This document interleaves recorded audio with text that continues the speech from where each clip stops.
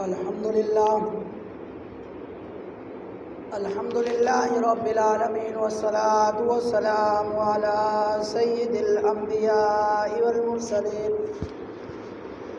اما بعد فاعوذ باللہ من الشیطان الرجیم بسم اللہ الرحمن الرحیم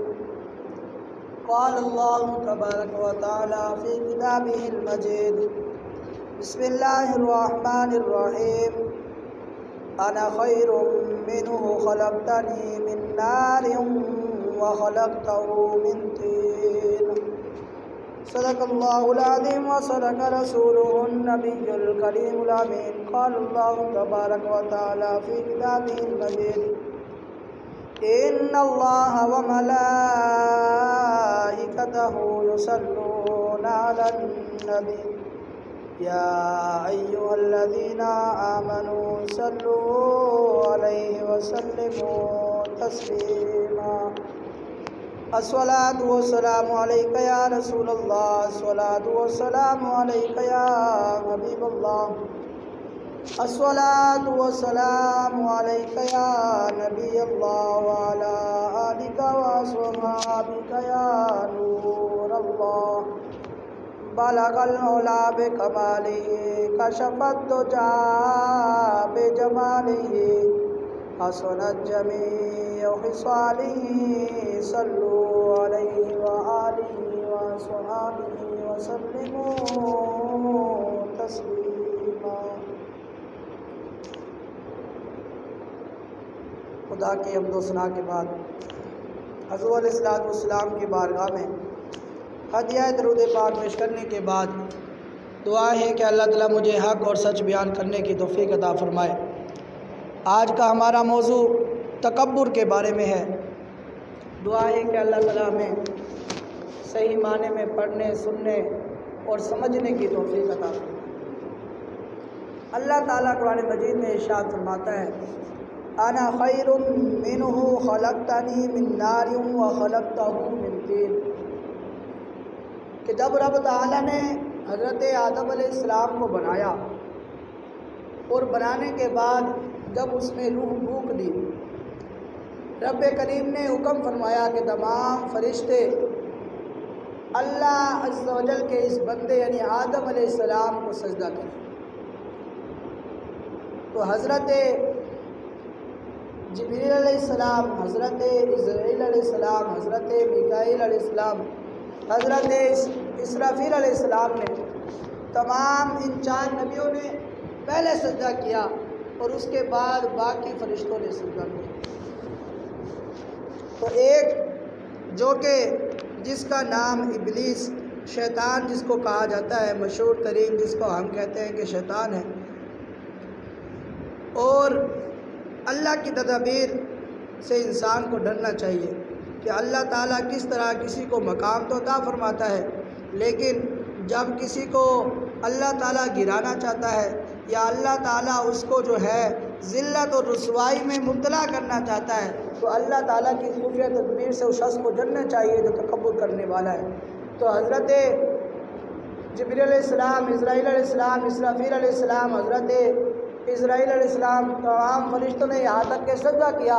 سوائے ابلیس کے کہ رب تعالیٰ کا حکم نہ مانا اور کہتا تھا انا خیر منہ خلقتنی من نار وخلقتہ من طین، کہ مولا میں کیسے سجدہ کر سکتا ہوں کہ تو نے تو مجھے بنایا ہے آگ سے، مجھے تو اس سے زیادہ بہتر تو نے پیدا کیا ہے اور مجھے تو آگ سے تو نے بنایا ہے، لیکن یہ جو مخلوق تو نے بنائی ہے مولا، جسے تو نے انسان بنایا ہے، یہ جو تو میرے رب فرما رہا ہے کہ سجدہ کر، تو جس شخص کو میں سجدہ کرنا چاہتا ہوں، سجدہ کرنے کا حکم تو نے فرمایا ہے مولا، وہ تو مٹی سے بنا ہے، میں تو اس سے افضل ہوں کہ مجھے تو آگ سے بنایا ہے اور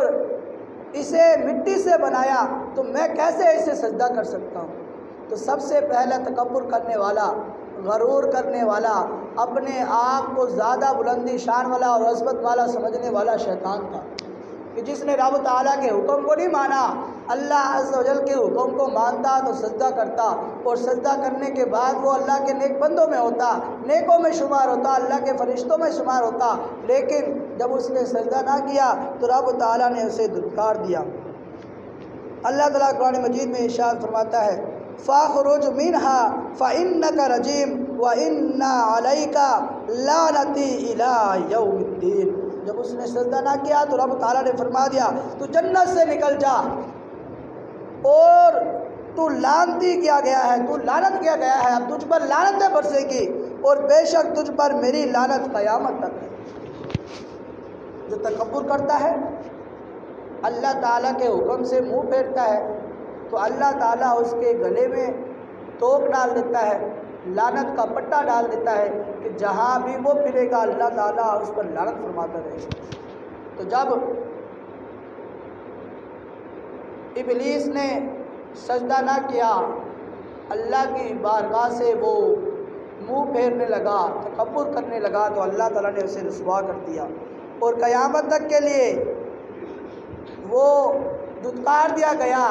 لعنتی بنا دیا گیا، شیطان بنا دیا گیا۔ حالانکہ وہ فرشتوں کا بھی استاد تھا، اس نے ہزاروں سال عبادتیں کی، ہزاروں سال اس نے جو ہے اللہ تعالیٰ کی حمد و ثنا کی، عبادتوں میں لگا رہا، لیکن رب تعالیٰ کے حکم کو نہ مانا، تو اس کے پاس جو نورانیت تھی، جو اس کے پاس علم تھا، جو اس کے پاس اللہ تعالیٰ کی دی ہوئے تمام جتنی بھی نعمتیں تھیں، اللہ تعالیٰ نے اس کے چہرے سے نورانیت کو کھینچ لیا۔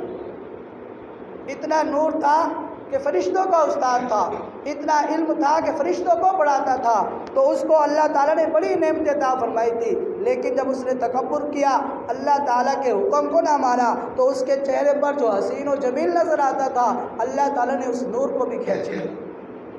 اور ایسی شکل بنائی کہ جس سے کبھی کسی کو بنایا ہی نہیں، بد شکل اللہ تعالیٰ نے اسے بنا دیا۔ اس کی نورانیت، جتنا بھی نور اس کے چہرے سے نکلتا تھا، اللہ تعالیٰ نے تمام نور کو سلب کر لیا، اپنے نور کو شیطان سے واپس لے لیا کہ جس نے رب تعالیٰ کے حکم کو نہ مانا، اور فرمایا کہ تو نکل جا میری جنت سے، اب تو لعنت کیا گیا ہے، اور قیامت تک میری لعنت تجھ پر پڑتی رہے۔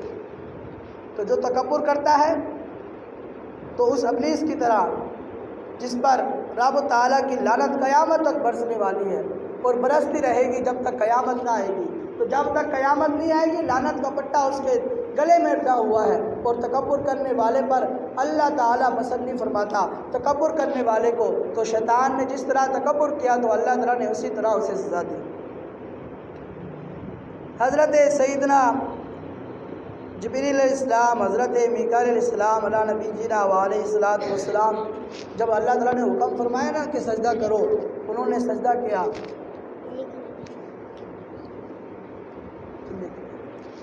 تو جب انہوں نے سجدہ کیا نا، تو جب شیطان نے سجدہ نہ کیا، تو جب ان فرشتوں نے سجدہ کیا نا، سجدہ کرنے کے بعد دیکھا کہ اس نے تو سجدہ نہ کیا، رب تعالیٰ نے اسے ابلیس اور شیطان بنا دیا، اللہ تعالیٰ نے اس کے گلے میں لعنت کا ٹوک ڈال دیا، وہ رونے لگے۔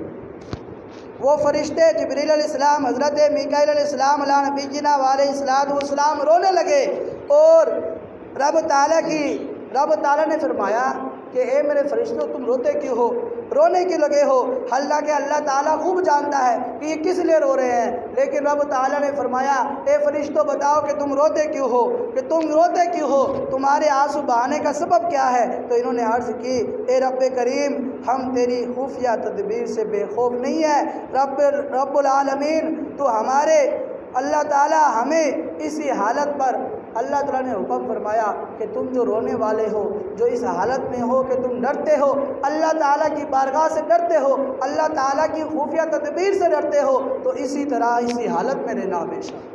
تو رب تعالیٰ نے حکم فرمایا کہ جو تم عاجزی زاری کر رہے ہو نا، گریہ زاری کر رہے ہو، رونے لگے ہو، تم نے دیکھا ہے کہ شیطان کے ساتھ کیا معاملہ ہوا ہے، حالانکہ رب تعالیٰ نے اسے نورانیت، علم اور اللہ تعالیٰ نے فرشتوں کا استاد بھی بنایا، لیکن جب اس نے تکبر کیا تو اللہ تعالیٰ نے وہ تمام صفات اس سے کھینچ لی، اور حضرت جبریل علیہ السلام، حضرت اسرائیل علیہ السلام، میکائیل علیہ السلام نے جب دیکھا تو جب رونے لگے تو رب تعالیٰ کی بارگاہ میں رونے ہوئے عرض کرتے ہیں کہ مولا ہم تیری خفیہ تدبیر سے ڈرتے ہیں کہ تو نے ہمارے بارے میں مولا کیا سوچا ہوا ہے، ہم نہیں جانتے، تو مولا ہم اس سے ڈرتے ہیں کہ یہ نہ ہو کہ ہم بھی شیطان کی طرح ہو جائے۔ تو رب تعالیٰ نے فرمایا کہ جس طرح تم گریہ زاری کر رہے ہو، جس طرح تم مجھ سے ڈر رہے ہو، اسی طرح تم ہمیشہ مجھ سے ڈرتے رہو۔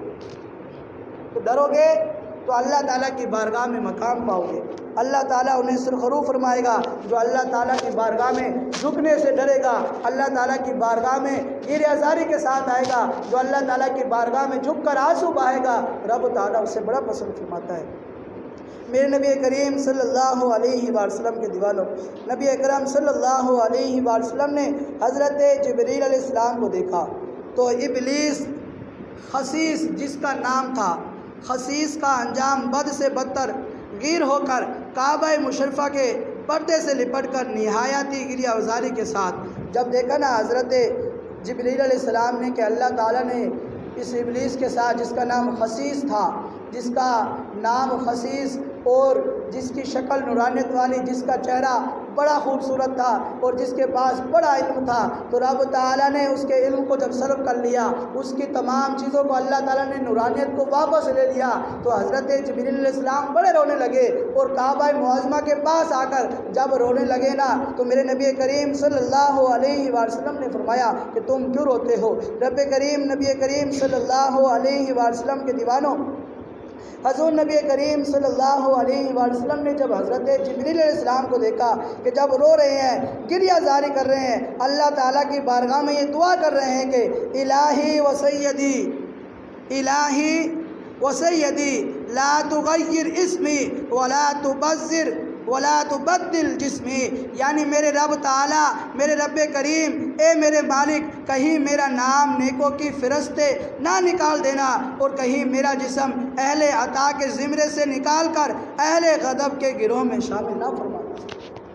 تو حضرت جبریل علیہ السلام میں رونے لگے، کعبہ معظمہ کے پکڑ کر، کعبہ معظمہ کے چادروں کے ساتھ لپٹ کر رونے لگے کہ رب تعالیٰ مجھے معاف فرما دے، میری اللہ تعالیٰ میری جو یہ تو نے خفیہ تدبیر فرمائی ہے، جس طرح شیطان کے ساتھ معاملہ ہوا ہے، ان کو دیکھتے ہوئے، اس کے معاملات کو دیکھتے ہوئے حضرت جبریل بھی پریشان ہو گئے، رونے لگے، گریہ زاری کرنے لگے۔ تو رب کریم کے حبیب نبی کریم صلی اللہ علیہ وسلم نے دیکھا تو وہ دعا کر رہے تھے کہ مولا میرا نام نیکوں کی فہرست نہ نکال دینا، جو تیرے فرما بردار ہے ان سے نکال کر نافرما برداروں میں نہ لکھ دینا، کہ مولا میرے جسم کو جو تو جنت عطا فرمائے گا، جو مجھے تو نے نورانیت عطا فرمائی ہے، جو تو نے مجھے جو ہے اللہ تعالیٰ تجھے جو تو نے نعمت عطا فرمائی ہے، کہ مولا مجھے وہ عطا کر دی ہے، اب اس کو واپس نہ لینا، ایسا نہ ہو کہ جنت کے بجائے مجھے جہنم میں ڈال دے۔ تو نبی کریم صلی اللہ علیہ وآلہ وسلم کے دیوانوں، حضرت جبریل بھی رونے لگے۔ تکبر کرنے کی وجہ سے کس طرح انجام ہوا؟ شیطان تو دھتکارا گیا، لعنتی بنا دیا گیا، قیامت تک اس کے گلے میں لعنت کی توق ڈال دی گئی، لیکن حضرت جبریل علیہ السلام، حضرت میکائیل علیہ السلام بھی رونے لگے، فرشتے بھی پریشان ہونے لگے کہ معاملہ کو دیکھ کر جب اللہ کے حکم کو نہ مانا تو اللہ تعالیٰ نے کس طرح اس کا انجام فرمایا، اس کی نورانیت سلب، اس کا حسین و جمیل چہرہ بد شکل اور اس کے بعد جتنا علم تھا اللہ تعالیٰ نے اسے سلب کر دیا۔ تو رب تعالیٰ تکبر کرنے والے کو پسند نہیں کرتا۔ تیرے خوف سے، تیرے ڈر سے ہمیشہ میں تھر تھر رہوں کانپتا یا الہی، تیرے خوف سے، تیرے ڈر سے ہمیشہ، تیرے خوف سے، تیرے ڈر سے ہمیشہ میں تھر تھر رہوں کانپتا یا الہی۔ نبی کریم صلی اللہ علیہ وآلہ وسلم کے دیوانوں، حضور نبی کریم صلی اللہ علیہ وآلہ وسلم کا فرمان عالی شان ہے، جو شخص تکبر، خیانت اور دین یعنی قرض وغیرہ سے بری ہو کر مرے گا وہ جنت میں داخل ہوگا۔ یعنی جو تکبر نہیں کرتا، جس کے پاس خیانت نام کی کوئی چیز نہیں ہے، جب اس کے پاس امانت رکھائی جاتی ہے تو وہ اس طرح ہی واپس دیتا ہے جس طرح اس کے پاس رکھائی گئی ہے، اور وہ لین دین کے معاملے میں بھی اچھا کام کرتا ہے، اچھے انداز سے دیتا ہے، اچھے انداز سے لیتا ہے، اور برے ہوئے کاموں سے یعنی خیانت نہیں کرتا، اور نہ ہی کسی کے پر تکبر کرتا ہے، نہ ہی لین دین میں وہ کسی معاملے میں دو نمبری کرتا ہے، اللہ تعالیٰ اسے پھر کس طرح اللہ تعالیٰ نعمت عطا فرمائے گا؟ جو تکبر بھی نہیں کرتا، جو لین دین میں بھی اچھا انداز اپناتا ہے، اور جو خیانت بھی نہیں کرتا، تو اللہ تعالیٰ کے حبیب فرماتے ہیں کہ وہ جنت میں داخل ہوگا۔ تو نبی کریم صلی اللہ علیہ وآلہ وسلم کے دیوانوں، تکبر کہتے کسے ہیں؟ اب اس کے بارے میں بھی جان لیں کہ ہم نے حضرت جبریل علیہ السلام، حضرت میکائیل علیہ السلام، نبی کریم صلی اللہ علیہ وسلم کا فرمان ہم نے سن لیا۔ اب مجھے پتہ تو لگے گا تکبر ہوتا کسے ہے۔ نبی کریم صلی اللہ علیہ وسلم نے ارشاد فرمایا تکبر حق کے مخالف اور لوگوں کو حقیر جاننے کا نام ہے۔ جو کسی کے پاس اللہ تعالیٰ نے نعمت دی ہو، چاہے وہ کپڑے کی ہو، چاہے وہ دولت کی ہو، چاہے وہ حسین چہرے کی ہو، چاہے وہ اچھے جسم کی ہو، اللہ تعالیٰ قوت والا جسم دینے والا رب تعالیٰ کریم ہے، تمام نعمتیں اللہ تعالیٰ دینے والا ہے۔ لیکن کسی کے پاس یہ نعمتیں آ جائے، کوئی زیادہ خوبصورت ہو جائے، جس کے پاس اچھے کپڑے آج لگ جائے، یا زیادہ اس کے پاس مال و دولت آ جائے، اس کے پاس گاڑی اور بنگلے آ جائے، جس کے پاس زیادہ اولاد آ جائے، جس کے پاس کثرت مال ہو جائے، کاروبار کی کثرت ہو جائے، جب وہ چلنے لگے تو تکبر کرتا ہے۔ اس طرح تکبر کرتا ہے کہ اکڑ کے چلتا ہے، اور چلتا بھی اس طرح ہے کہ ٹھاٹھ سے چلتا ہے۔ تو رب تعالیٰ فرماتا ہے کہ مجھے پسند نہیں ہے کہ جو تکبر کر کر چلنے والا ہے۔ رب کریم فرماتا ہے کہ مجھے وہ پسند نہیں ہے، مجھے ناپسند ہے وہ شخص جو تکبر کے ساتھ چلتا ہے، جو تکبر کرتا ہے، اپنے آپ کو بڑا سمجھتا ہے کہ میرے پاس تو بڑی اولاد ہے، میرے پاس تو مال و دولت کی کثرت ہے، میں دنیا کی ہر چیز خرید سکتا ہوں، میرے پاس اولاد کی کثرت ہے، میں جس کو چاہوں دبا سکتا ہوں، یا میرے پاس اتنا پروٹوکول ہے کہ جب راستے سے چلتا ہوں تو غریب عوام کو بھی تنگ کر سکتا ہوں، اگر کہیں مقام پر کھڑا ہو جاؤں تو لوگ میرے پاس اکٹھے ہو جائے، کسی کو مجال نہ ہو کہ میرے ساتھ ہاتھ بھی ملا سکے، اتنا تکبر کرنے والا ہو، کسی غریب سے ہاتھ بھی نہ ملائے، کسی غریب سے سلام بھی نہ کرے، اتنا تکبر کرنے والا ہو، جس راستے سے گزرے کسی کے ساتھ بزرگ اگر کوئی ہو، اگر بزرگ راستے میں ملنے والا ہو، اس کے ساتھ عاجزی کا معاملہ نہ کرے، تکبر کرتا ہو، اس کے ساتھ بدتمیزی کرتا ہو، بد کلام کرتا ہو، تو یہ تکبر کے علامات ہیں۔ رب تعالیٰ پسند نہیں فرماتا جو تکبر کرتا ہے۔ نبی کریم صلی اللہ علیہ وسلم کے دیوانوں، تکبر یہ بھی ہے کہ انسان اپنے آپ کو دوسرے سے افضل سمجھتا ہو، اپنے آپ سے دوسروں کو افضل۔ کس طرح افضل سمجھتا ہے؟ چلتے پھرتے چلنے میں اچھا انداز ہے اس کا، لوگ دیکھ کے کہتے ہیں جی بڑا اچھا چلتا ہے، یا اس کا کھانے پینے کا اچھا انداز ہے تو لوگ کہتے ہیں جی ماشاءاللہ اچھا کھاتا ہے۔ تو لوگوں سے اچھا کھانے والا، جس کے پاس مال و دولت کی کثرت ہے، جس کے پاس عزت کی کثرت ہے، جس کے پاس دولت کی کثرت ہے، عرض درد جو بھی اللہ تعالیٰ نے نعمتیں دی ہیں اس کے پاس اللہ تعالیٰ کی نعمتوں کی کثرت ہے، جب وہ دوسروں کو دیکھتا ہے تو اسے حقیر سمجھتا ہے کہ اس کے پاس کیا ہے، میرے پاس تو مال و دولت ہے، میرے پاس تو اولاد ہے، میرے پاس تو شان و شوکت ہے، میرے پاس تو عظمت ہے، میرے پاس فلاں فلاں چیز ہے۔ تو اس شخص کو، اللہ تعالیٰ کے بندوں کو وہ حقیر سمجھتا ہے کہ یہ لوگ میرے سامنے کیا ہیں، یہ نوکر کی جانب ہو گیا، اگر میں کچھ پیسے پھینک دوں یا کچھ پیسے انہیں دے دوں تو یہ میرے پاس آگے پیچھے پھرتے رہیں گے۔ تو یہ تکبر کی علامات ہیں تمام چیزیں۔ نبی کریم صلی اللہ علیہ وسلم کے دیوانوں، رب تعالیٰ کے حبیب نبی کریم صلی اللہ علیہ وسلم کے دیوانوں، اب اس تکبر کو سمجھنے کے لیے آپ کو بتاتا ہوں کہ یہ تکبر ہے صفت کس، یہ صفت ہے کس کی، کہ جس کو تکبر کرنا چاہیے وہ کون سی ذات ہے، اور جس کو تکبر نہیں کرنا چاہیے اور جس کو اللہ تعالیٰ ناپسند فرماتا ہے وہ کون ہے، جس کو اللہ تعالیٰ ناپسند فرماتا ہے۔ اس کی مثال آپ کو سمجھانے لگا ہوں کہ ایک بادشاہ کا تخت ہو، جس کے پاس ایک غلام ہو،